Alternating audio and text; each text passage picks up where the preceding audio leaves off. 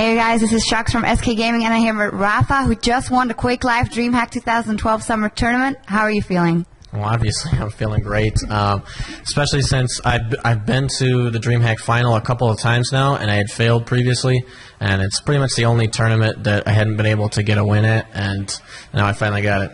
Okay. How does one prepare for such a tournament? Practice? What do you want me to say? Well, how many hours a day do you practice for the guys who want to go pro out there? Oh, well, and it just depends on... That's a tough question to answer. At my stage now, I don't need to play all the time. I just need to play maybe like a couple hours a week when there's no tournaments coming up, and then once there's a tournament, about 2 to 3 weeks beforehand, that's when I pick up the practice, and I slowly, get to like 2 to 3 hours a day. Then like a week before, it's like 4 to 6 hours a day. So yeah, I don't have to play year round, like constantly every day. Okay. You say that you had like heavy first rounds and very heavy semifinal. Can you elaborate?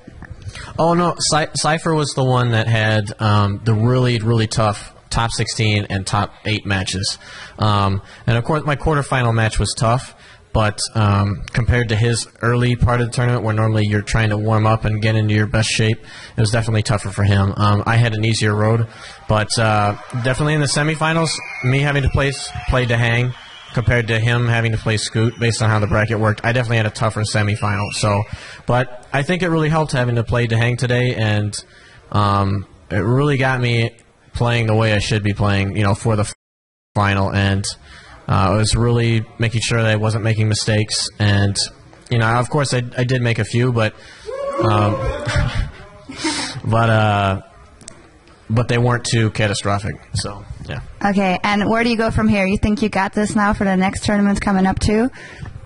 You can beat them every time? No, that's not my view on it. I am very confident in myself, but I have an extreme respect for all the players. I know what their strengths are and what their weaknesses are.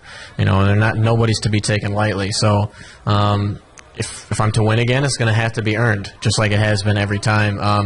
But I really hope I can do it at QuakeCon, because if I were to manage to win a third one, that would tie me with 0-4.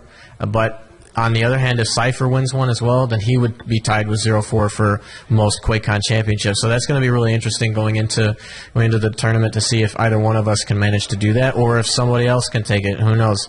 And who knows? 0-4 might show up, and what if he wins it and takes a fourth? So I'm just really excited for the tournament, and I can't wait for it. Okay, and we can't wait for it either, and hope you win. Do you have any shout-outs or anyone you want to thank? Obviously, thanks to SK Gaming for sending me over here again. Really appreciate the support, and the people that that helped me out. Like Jens, Rice on this trip. I've really done a great job. Obviously, Alex.